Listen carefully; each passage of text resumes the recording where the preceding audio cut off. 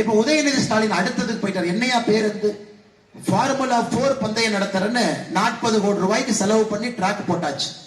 இப்ப சொல்றாங்க அது சகுனம் சரியில்லை, அதனால ட்ராக்கையே மாத்தி இன்னொரு இடத்துக்கு போறோம். இப்ப உதயநிதி ஸ்டாலின் நீங்க எங்களையும் பார்த்து கேட்டீங்கல்ல, திரும்ப நான் கேட்கிறேன், இதென்ன உங்க அப்பா வீட்டு பணமா? பேருந்து நிலையத்திற்காக பணம் ஒதுக்கி பேருந்து நிலையத்தை கட்ட ஆரம்பித்து அதை சும்மா அப்படி மாத்தி வைக்கிறோம். கோயம்புத்தூர் பேருந்து நிலையத்தை மாத்தி வைக்கிறோம். 40 கோடி ரூபாய் செலவு செய்த பிறகு ஃபார்முலா 4 ரேசிங் ட்ராக்கை சென்னையில மாத்தி வைக்கிறோம். அப்பா வீட்டு பணமா? ஆமாங்க, அப்பா வீட்டு பணம் தான் சொல்லுவாரு. ஏன்னா இவரும் இவருடைய மச்சான் யாருங்க, ஸ்டாலின் ஐயாவுடைய மாப்பிள்ளை சபரீஷ், 2 பேர் சேர்ந்து 30,000 கோடி சம்பாதிச்சிருக்கிறாங்க. இங்க 2 பேர் இருக்கிறாங்க ஐயா. திராவிட முன்னேற்ற கழகத்தில் சில நண்பர்கள் நாம் என்ன சொல்லுவோம்னா கொத்தடிமைகள் என்று சொல்லுவோம். ஒரே குடும்பத்தில் தொடர்ச்சியாக ஊழியம் செய்து கொண்டிருக்கின்றார்கள். ஆரம்ப காலத்தில் கலைஞர் ஐயா, மு.க. ஸ்டாலின் ஐயா, அதன் பிறகு பாத்தீங்கன்னா அடுத்து உதயநிதி ஸ்டாலின் ஐயா, இந்த தொகுதியினுடைய முன்னாள் எம்எல்ஏ பேரை தொலைட்டு இருக்கிறாங்க ஐயா, முன்னாள் எம்எல்ஏ ராஜன் நினைக்கிறாங்க ஐயா. அவங்க பேப்பர்ல படிச்சேன், அருமையா அவங்க சொன்னார். முன்னாள் எம்எல்ஏ ராஜன் இங்க கடலூர், தமிழ்நாட்டில் எந்த திமுக காரன்னு சொல்லாது கடலூர் முன்னாள் எம்எல்ஏ ராஜன் சொன்னார். என்ன சொன்னார் தெரியுங்களா? நான் வாழும் காலத்தில் இன்ப நிதி முதல்வராக வேண்டும். கடலூருடைய முன்னாள் எம்எல்ஏ ராஜன் ஒருத்தர் சொல்றாருங்க ஐயா, புகழேந்தி சொல்றாரு, நான் வாழுகின்ற காலத்துல இன்ப நிதி முதலமைச்சராக வர வேண்டும். யாருன்னா உதயநிதி ஸ்டாலின் அவருடைய பையன். கொத்தடிமைகளுக்கெல்லாம் கொத்தடிமையாக கடலூர்ல ஒருத்தர் இருக்கார். நிலைமையா பாருங்க. இந்த அளவுக்கு மோசமாக குடும்ப ஆட்சியை நடத்தக்கூடிய திமுக காரங்க போட்டி போட்டுக்கிறாங்க. எனக்கு எம்ஆர்கே பன்னீர்செல்வம் நான் ஒரு கேள்வியை கேட்கிறேன். நீங்க இன்னைக்கு வேளாண் துறை அமைச்சரா இருக்கிறீங்க, விவசாயத்தை பார்த்துக்க வேண்டியது உங்க பொறுப்பு. திமுகவுடைய தேர்தல் அறிக்கையில சொல்லியிருக்கிறீங்க, நெல்லினுடைய குறைந்தபட்ச ஆதரவு விலையை ஒரு குவிண்டலுக்கு 2,500 ரூபாய் கொடுப்போம், கொடுக்கல. கரும்புடைய குறைந்தபட்ச விலை ஒரு டன்னுக்கு 4,000 கொடுப்போம், கொடுக்கல. வாழைக்கு குறைந்தபட்ச ஆதரவு விலை கொடுப்போம். அண்ணே மாடு போதுங்க, அப்படியே வழி விட்டுறாங்க, அடிக்க மாட்டு அடிக்காதீங்க, அப்படியே வழி விட்டுருங்க. மாடு போற பாதையில் நம்ம தானே ரோட்டை மடிச்சு நிக்கிறோம் பாவம், அதோடைய வாழைக்கு குறைந்தபட்ச ஆதரவு விலை கொடுப்போம்னு சொன்னாங்க, கொடுக்கல. இன்னைக்கு விவசாய பெருமக்கள் நெல்லை கொண்டு போனீங்கன்னா நெல் கொள்முதல் நிலையத்துல மூட்டை வைக்கிற இடம் இல்லை, ஒரு தார்பாய் கூட கிடையாது. மூட்டை வச்சுட்டு வந்தீங்கன்னா மலைக்கு அதே முளைச்சு நெல் மேல வந்துருது. இது எதுவுமே செய்யாத அண்ணன் எம்ஆர்கே பன்னீர்செல்வம் அவர்கள் செஞ்ச சாதனை என்ன தெரியுங்களா? உதயநிதி ஸ்டாலின் அவருடைய பிறந்த நாள் நவம்பர் மாசம் 27ஆம் தேதி என்ன பண்ணார் தெரியுங்களா? உதயநிதி ஸ்டாலின் அவருடைய பிறந்த நாளுக்கு கடலூர் மாவட்டத்தில் 622 நிகழ்ச்சிகள் நடத்தினார். எவ்வளவு ஐயா? 622 நிகழ்ச்சி ஒரே நாளில். உதயநிதி ஸ்டாலினுடைய பிறந்த நாள்ல 622 நிகழ்ச்சி. ஏங்க ஐயா, விவசாய பெருமக்களுக்கு சொன்னது எதுவுமே செய்யல, வாக்குறுதி ஒண்ணுமே நிறைவேற்றல. மோடி ஐயா விவசாயிகளுக்காக கொடுக்கக்கூடிய திட்டத்தை கூட முழுமையாக கொடுப்பதற்கு தமிழக அரசு முயற்சி எடுக்கல. ஆனா நீங்க இந்த 30 மாசத்துல எம்ஆர்கே பன்னீர்செல்வம் அவர்கள் செய்திருக்கக்கூடிய சாதனை என்னன்னா, உதயநிதி ஸ்டாலினுடைய பிறந்த நாள் ஒரே நாள்ல 622 இடத்துல பிறந்த நாள் விழாவை கொண்டாடி இருக்காங்க. அதை தாண்டி பிஜேபி காரங்க யாராச்சும் கேள்வி கேட்ட என்ன சொல்றாரு தெரியுமா? இந்த அண்ணாமலை மட்டும் கால் வச்சு பார்க்கட்டும் கடலூர் கொண்டாடி பாரு. இது தேஞ்சு போன ஓல்டு ரெக்கார்டு மாதிரி திரும்ப திரும்ப இதையே பேசிட்டு இருக்கிறாங்க. சொன்னதுக்கு அப்புறம் எத்தனை டைம் கடலூருக்கு வர்றது? 4வது டைம் கடலூருக்கு வந்தாச்சு. 4 முறை உங்களை பார்ப்பதற்காக, உங்களுடைய அன்பு மலைகளை நனைவதற்காக 4 முறை கடலூருக்கு வந்தாச்சு. பேசுனா செய்யணும். ஏதோ செஞ்சிருவேன் சொன்னீங்க, வெயிட் பண்ணிக்கிட்டே இருக்க. அதனால இந்த பழைய திமுக மிரட்டல், மிரட்டிடுவேன், உருட்டு கட்ட, அடித்தால் திருப்பி அடிப்போம், அது பாரதிய ஜனதா கட்சி. அதெல்லாம் போலீஸ்காரங்கெல்லாம் நீங்க தெளிவா மனசுல வச்சுக்கங்க. பிஜேபி கார ஒருத்தர் மேல கை வச்சா பிச்சு எடுத்துருவோம். அப்படியே முதல்ல மாதிரி அப்படியே போலீஸ் ஸ்டேஷன்ல போய் பெட்டிஷன் கொடுத்தா எஃப்ஐஆர் ரெஜிஸ்டர் பண்ண மாட்டாங்க. தெளிவா தொண்டர்களுக்கு சொல்லியிருக்கேன், உதச்சானா திருப்பி உதச்சிட்டு தான் போன் பண்ணணும். ஆனால் கடலூர்ல யாராவது பாரதிய ஜனதா கட்சி கிட்ட அந்த மாதிரி அரசியல் பண்ணலாம், அந்த பல அரசியலை பண்ணலாம். யாராச்சும் வந்தீங்கன்னா ஒரு உதைக்கு 10 உதை திருப்பி கொடுக்கப்பா. இங்க நிறைய கட்சிகள் அப்படிதான் சுத்திட்டு இருக்கிறாங்க. ஏன்னா அரசியல் மாறணுங்க ஐயா, அரசியல் மாறும். இந்த அரசியல் நம்ம ஏத்துக்க முடியாது. இந்த மிரட்டி உருட்டி ஒருத்தரே தொடர்ந்து இங்க அரசியல் இருந்து ஏழை மக்களை ஏழையாக வைத்து சமூக நீதி சமநீதிங்கிற பொய்ய பேசி மேடையில யாராவது நம்முடைய சகோதரிகள் இருந்தா ஜாதி பெயரை சொல்லக்கூடிய ஒரே ஒரு கட்சி திராவிட முன்னேற்ற கழகம். ஒரே கட்சி. ஒருத்தருடைய சாதியினுடைய பெயரை சொல்லக்கூடிய தமிழகத்துல ஒரு கட்சி இருக்குன்னா அது திராவிட முன்னேற்ற கழகம். வேற யாருமே கிடையாதுங்க, யாருமே கிடையாது. சாதியை வச்சு ஓட்டு கேட்கிறாங்கன்னா ஒரே கட்சி திராவிட முன்னேற்ற கழகம். தமிழ்நாட்டுல யாருமே கிடையாது. நம்முடைய பிரதமரை பாருங்க ஐயா, ஸ்டாலின் ஐயா சாமி கும்பிட்டு இருந்தார். அவரு கும்பிட்டு மாட்டாரு, துர்கா அம்மா சாமி கும்பிட்டு இருப்பாங்க. எப்படியாவது இந்த 5 மாநிலத்துல எங்கேயுமே பாரதிய ஜனதா கட்சி ஜெயிச்சிடக்கூடாது. ஐயா நான் உங்களுக்கு உறுதியா சொல்றேங்க ஐயா, நேத்து வாரணாசியில் இருந்தாங்க ஐயா. நீங்க எல்லாரும் இந்தியா முழுவதும் சுத்துறீங்க, எல்லா பக்கமும் போய் பார்க்கறேன். நான் உறுதியா சொல்றேங்க ஐயா, என்னுடைய கணிப்பு குறைந்தபட்சம் 450 எம்பி. குறைந்தபட்சம். ராஜஸ்தான்ல ஜெயிச்சோம், மத்திய பிரதேசத்துல ஜெயிச்சோம், சத்தீஸ்கர்ல ஜெயிச்சோம். இங்க எல்லாம் பாத்தீங்கன்னா பரம்பரை கொத்தடிமைகளை போல இன்னைக்கு எம்ஆர்கே பன்னீர்செல்வம் ஏன் ஐஸ் வைக்கிறாருங்க? அவர் பையன் கதிரவனுக்கு எப்படியாச்சும் சீட்டு வாங்கி கடலூர் கொடுத்துட்டா நல்லா இருக்கும். இதான் 622 இடத்துல உதயநிதி ஸ்டாலின் பிறந்த நாளுக்கு 622 இடத்துல பிறந்த நாள் கொண்டாட்ட ஒரே நாள்ல நடத்துறீங்க. எத்தனை ஏழை பெண்மணிகள், எத்தனை விவசாயிகள் அரசனுடைய திட்டம் வராம கஷ்டப்படுறாங்க. அதெல்லாம் கண்ணுக்கு தெரியாது.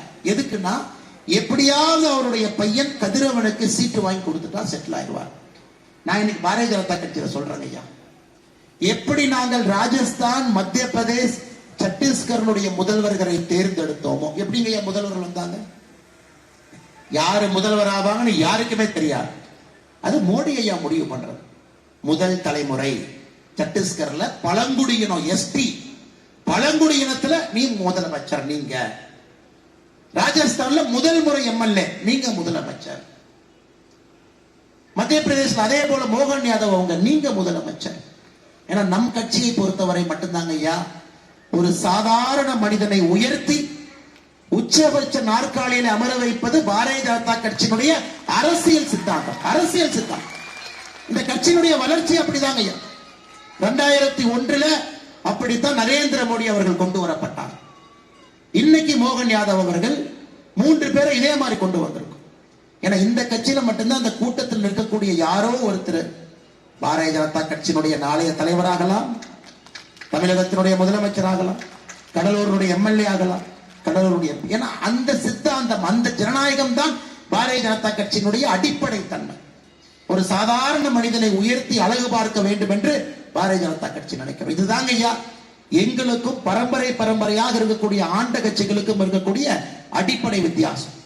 இது அண்ணன் எம்ஆர்கே பன்னீர்செல்வம் அவருக்கு இன்னும் 6 ஜென்மம் ஆனா கூட புரியாது. பாரதிய ஜனதா கட்சியினுடைய சித்தாந்தம் என்ன, எப்படி இந்த கட்சி தலைவர்களை உருவாக்குது, எப்படி இந்த கட்சி தலைவர்களை கண்டெடுக்கு, எப்படி இந்த கட்சி தலைவர்களை மக்கள் மத்தியில் வைத்து நாட்டினுடைய வளர்ச்சிக்காக பயன்படுத்துறான். சித்தாந்தம் புரியாதுங்க ஐயா. அதனாலதான் சொல்றது, பாஜக கார உள்ள வந்தா காலை வெட்டிடுவேன் கையை வெட்டிடுவேங்கிற பேச்செல்லாம் பாரதிய ஜனதா கட்சியை புரியாம அவர்கள் பேசுவது. சகோதர சகோதரிகளை, இது மட்டும் இல்லைங்க ஐயா. ஒரு பக்கம் எம்ஆர்கே பன்னீர்செல்வம் அவரை பத்தி பேசுறேன், ஒரு பக்கம் புகழேந்தி அவரை பத்தி பேசுறேன், ஒரு பக்கம் உங்க எம்எல்ஏ அவங்களை பத்தி பேசுறேன். கடலூரினுடைய மிகப்பெரிய 2 மனிதர்களை தமிழ்நாடு அரசு பேசாம இருக்குங்க ஐயா. நாங்க பேசுறோம், பிரதமர் பேசிட்டார். அவங்க 2 பேர்த்தையுமே நம்முடைய பாரத பிரதமர் அவர்கள் தன்னுடைய மனதின் குரல் நிகழ்ச்சியில 2 பேர்த்தையும் அறிமுகப்படுத்தினாருங்க ஐயா. கடலூரை சார்ந்த ஐயா ஆற்காடு ராமசாமி முதலியார் அவர்கள், லட்சுமணசாமி முதலியார் அவர்கள், 2 பேர்த்த கடலூரில் இருந்து 2 சகோதரர்களை பத்தி நம்முடைய பாரத பிரதமர் நரேந்திர மோடி அவர்கள் 2019 அக்டோபர் மாசத்துல மனதின் குரல் நிகழ்ச்சியில சொன்னாருங்க. இது ஒரு குழந்தையும் கூட கடலூரிலே தெரிந்து கொள்ள வேண்டும் என்பது எங்களுடைய ஆசை. இந்தியாவுக்கு சுதந்திரம் கிடைச்சது 1947. பாகிஸ்தான்காரனுக்கு நம்முடைய லட்சத்தீவு மேல ஒரு கண், லட்சதீப் தீவு. ஒரு பாகிஸ்தான் கப்பல் அனுப்பிச்சிட்டான். லட்சத்தீவுல போய் பாகிஸ்தான் கொடியை போட்டு அந்த தீவு எடுத்துக்கலாம். சர்தார் வல்லபாய் பட்டேல் ஐயாவுக்கு தகவல் வந்துச்சு. வல்லபாய் பட்டேல் ஐயா கடலூரை சார்ந்த 2 சகோதரர்களுக்கு சொல்றாங்க. ஆற்காடு ராமசாமி முதலியார் அவர்களுக்கும் லட்சுமணசாமி முதலியாருக்கும் போன் போடுறார். உடனடியா நீங்க திருவங்கூர் சமஸ்தானம் கேரளால பேசுங்க, ஒரு பெரிய படையோட லட்சத்தீவுக்கு போங்க, பாகிஸ்தானுக்கு முன்னாடி இந்திய கொடியை நட்டு வையுங்கள். இன்னைக்கு லட்சத்தீவு நமக்கு ஒரு எம்பி இருக்கிறாங்க, இந்தியாவோடு இருக்குதுன்னா அதற்கு காரணம் கடலூரை சார்ந்த மண்ணின் மைந்தர்கள் ஆற்காடு ராமசாமியும் லட்சுமணசாமி முதலியார் ஐயா. பாருங்க எப்படிப்பட்ட பெரும். எங்க தமிழ்நாடு பாட புத்தகத்துல படிச்சிருக்கிறாமாங்க ஐயா.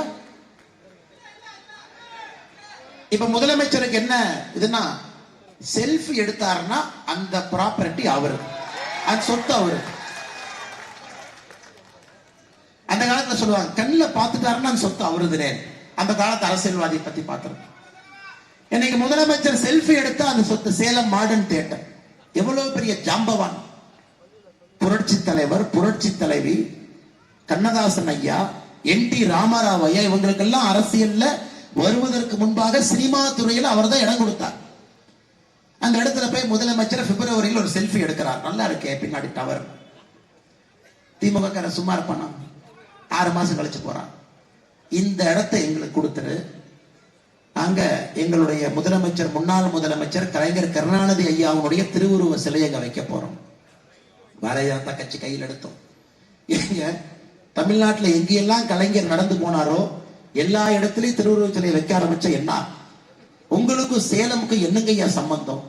உங்களுக்கும் மாடர்ன் தியேட்டருடைய நுழைவாயிலுக்கு என்ன சம்பந்தம்? ஏற்காடு போற ரோட்ல இருக்கு.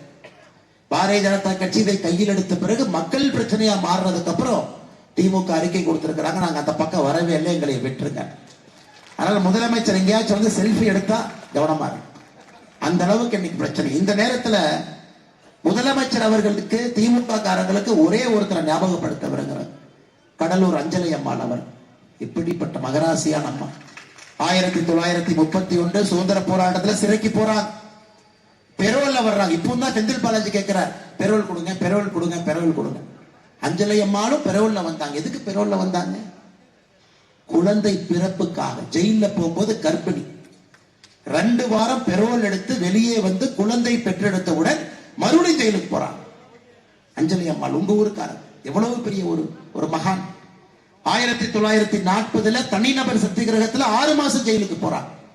இது எல்லாம் நம்முடைய குழந்தைகளுடைய பாட புத்தகத்துல எதுவும் வராதுங்க. அஞ்சலி அம்மாள் அவர்கள் வரமாட்டார்கள், ஆற்காடு ராமசாமி ஐயா வரமாட்டாங்க, லட்சுமணசாமி முதலியார் ஐயா வரமாட்டாங்க. திரும்ப திரும்ப இந்த எஸ்.ஜி. சூர்யா படம் நினைக்கிறேன், ரிப்பீட்னு 67 இருந்து யாரெல்லாம் வந்தாங்களோ, அண்ணாதுரை ஐயா அவங்க, கலைஞர் கருணாநிதி ஐயா அவங்க, அண்ணாதுரை அவங்க, ஸ்டாலின், எத்தனை டைமுங்க படிக்கணும். அதனால்தான் பாரதிய ஜனதா கட்சி உங்களுடைய அன்போடு ஆட்சிக்கு வரும் பொழுது 2 விஷயத்துல நம்ம உறுதியா இருக்கிறோம் ஐயா. கோவிலுக்கு வெளியே யாரெல்லாம் கோவிலுக்கு போறக்கூடிய மக்களுக்கு எதிராக இருக்கக்கூடிய அந்த வார்த்தையோடு சிலை இருக்கிறதோ அது எல்லாம் கோயிலிருந்து எடுக்கப்பட்டு பொது இடத்துக்கு போயிடும். எல்லாம் பொது இடம். கோயிலுக்கு வெளியே வைக்காதீங்க. எல்லாம் பொது இடத்துல போய் என்ன வேணுமோ வச்சு பிடிச்சவங்க பார்க்கட்டும், பிடிச்சவங்க மாலை போட்டும், பிடிச்சவங்க பன்னீர் தொளிக்கட்டும். கோவிலுடைய வாசல்ல வைப்பதற்கு அனுமதி இல்லைங்க. 2வது, உங்க ஊருடைய தலைவர்கள் பேர் தான் உங்க ஊருக்கு வைக்கணும். கடலூரை பொறுத்தவரை அஞ்சலி அம்மாள் அவங்க பேரை தான் பேருந்து நிலையத்திற்கு, ரயில்வே ஸ்டேஷனுக்கு, நாளைக்கு ஏர்போர்ட் வந்தாலும் வைக்கணும். லட்சுமணசாமி முதலியார் ஐயா பேர் தான் இங்க வைக்கணும். திரும்ப திரும்ப தமிழ்நாடு ஃபுல்லா இதென்ன KFC அவுட்லெட்டுங்களா, கென்டக்கி ஃப்ரைட் சிக்கன் அவுட்லெட்டா, இதென்ன துணிக்கடை அவுட்லெட்டா? ஒரு ஊர்லயும் ஒரே பேரை வைக்கிறதுக்கு இதெல்லாம் துணிக்கடையா வச்சிருக்கிறேன் இல்லைங்க. அப்படி மாத்தி வச்சால் மட்டும்தான் குழந்தைகளுக்கு இந்த மண்ணின் மீது ஒரு ஈர்ப்பு வரும். நம்முடைய கல்வி முறையை முழுமையாக மாற்றி தமிழ்நாட்டினுடைய மண் சார்ந்த கல்வி முறையை பாரதிய ஜனதா கட்சி கொண்டு வரும் ஐயா. பெரிய திட்டங்களோடு நம்முடைய தலைவர்கள் நின்று கொண்டிருக்கின்றார். ஒரு அரசியல் புரட்சி பண்றதுக்கு பாரதிய ஜனதா கட்சி தயாராக இருக்கிறது ஐயா. மோடி ஐயாவுடைய நேர்பார்வை. நீங்கள் செய்ய வேண்டியது ஒரே ஒரு முறை நம்பிக்கையோடு பாரதிய ஜனதா கட்சிக்கு வாக்களிக்க வேண்டும். 2024 பாராளுமன்ற தேர்தலில் நம்பிக்கையோடு பாரதிய ஜனதா கட்சிக்கு நீங்கள் வாக்களிக்க வேண்டும்.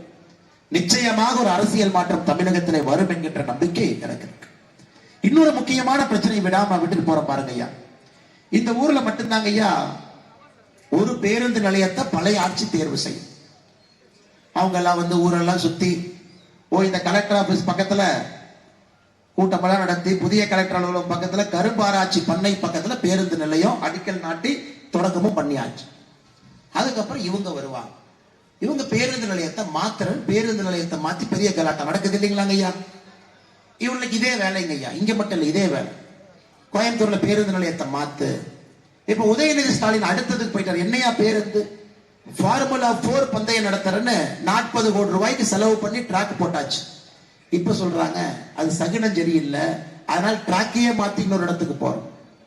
இப்ப உதயநிதி ஸ்டாலின் நீங்க எங்களையே பார்த்து கேட்டீங்கல்ல, திரும்ப நான் கேட்கிறேன், இது என்ன உங்க அப்பா வீட்டு பணமா? பேருந்து நிலையத்திற்காக பணம் ஒதுக்கி பேருந்து நிலையத்தை கட்ட ஆரம்பித்து அதை சும்மா அப்படி மாத்தி வைக்கிறது. கோயம்புத்தூர் பேருந்து நிலையத்தை மாத்தி வைக்கிறது. 40 கோடி ரூபாய் செலவு செய்த பிறகு ஃபார்முலா 4 ரேசிங் ட்ராக்கை சென்னையில மாத்தி வைக்கிறது. அப்பா வீட்டு பணமா? ஆமாங்க, அப்பா வீட்டு பணம் தான் சொல்லுவாரு. ஏன்னா இவரும் இவருடைய மச்சான் யாருங்க, ஸ்டாலின் ஐயாவுடைய மாப்பிள்ளை சபரீஷ், 2 பேர் சேர்ந்து 30,000 கோடி சம்பாதிச்சிருக்கிறாங்க. நான் சொல்லிங்க, பிடிஆர் என்ன சொன்னார். அதனால அப்பா வீட்டு பணம்னு சொல்வதற்கு அவருக்கு உரிமை இருக்கு.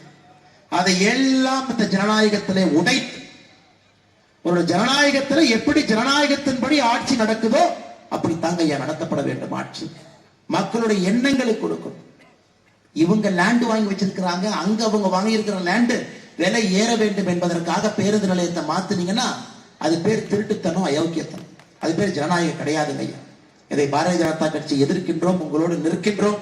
இந்த மாதிரி கடலூரை பத்தி நிறைய பேசிக்கிட்டே போலாங்க ஐயா. உங்க எம்பியில இருந்து ஆரம்பிச்சு புகழேந்தி அவர்கள், ராஜன்ல இருந்து வரிசையா பேசிக்கிட்டே போலாம். இந்த முறை நீங்க மாத்தி யோசி. பாரதிய ஜனதா கட்சி கடலூர் பாராளுமன்றத்தில் பாரதிய ஜனதா கட்சியினுடைய உறுப்பினர் நீங்க கொடுக்கணுங்க ஐயா. இன்னைக்கு முதலமைச்சர் அவர்கள் நிறைய பொய் பேச ஆரம்பிச்சிட்டார். கவனிச்சீங்களா? முதலமைச்சர் பொய் பேசுறாரு. கவனிச்சீங்களா? என்ன சொல்றாருன்னா, நாங்கள் ஆட்சிக்கு வந்த பிறகு 99% தேர்தல் வாக்குறுதியை நிறைவேற்றிட்டோம் சொல்றாருங்களா? சென்னை மக்கள் மகிழ்ச்சி வெள்ளத்துல, எங்க வெள்ளத்துல எங்க மகிழ்ச்சி, வெள்ளத்துக்குள்ள எல்லாத்துக்கும் மகிழ்ச்சி வெள்ளத்துல இருக்காங்க. முதலமைச்சர் அவர்களே 99% தேர்தல் வாக்குறுதி நிறைவேற்று சொன்னேன். கடலூருக்கு நீங்க புத்தகத்துல அச்சடித்த தேர்தல் வாக்குறுதியை மட்டும் படிக்கிற கடலூர் மக்கள் நீங்க சொல்லுங்க, நிறைவேற்றிருக்காரா? நாங்கள் ஆட்சிக்கு வந்தால் கடலூர் துறைமுகம் விரிவுபடுத்தப்படும். நாளைக்கு எங்க தலைமையில போடுவார், நீங்க பாருங்க. தேர்தல் எப்படி மாற்றி வருவார் பாருங்க. கடலூர் சிப்காட் தொழிற்பேட்டையில் வேதியியல் தொழிற்சாலைகளிலிருந்து வெளியேறும் கழிவுப் பொருட்களுக்கு சுத்திகரிப்பு நிலையம் அமைக்கப்படும். இல்ல, கடலூரில் உள்ள கொண்டாங்கி ஏரி தூர்வாரப்படும். நீங்க ஏரி பக்கம் வராம இருந்தாலே போதுங்க, தூர் நாங்க வரைக்கும். கடலூரில் அரசு பொறியியல் கல்லூரி தொடங்கப்படும். தொடங்கினாலும் கலைஞர் பேர் தான் வைப்பீங்க, தொடங்காம இருங்க. கடலூரில் கைத்தறி பூங்கா அமைக்கப்படும். கடலூரில் காகித தொழிற்சாலை அமைக்கப்படும். இந்த பஸ் ஸ்டாண்ட் லேண்ட் எல்லாம் மாத்தினதுக்கு அப்புறம் அவங்க லேண்ட் எங்க இருக்கோ அங்க அடுத்து அங்க போவாங்க. கடலூர் அரசு மருத்துவமனையில் புற்றுநோய் சிகிச்சை பிரிவு தொடங்கப்படும். கடலூரில் தகவல் தொழில்நுட்ப பூங்கா அமைக்கப்படும். கடலூரில் மீன்வள கல்லூரி தொடங்கப்படும். ஐயா சத்தியமா உங்களுக்கு கொடுத்த தேர்தல் வாக்குறுதியை தான் படிச்சேன். இல்ல ஒண்ணுமே நிறைவேற்றல. 99% எங்கெங்க நிறைவேற்றினீங்க?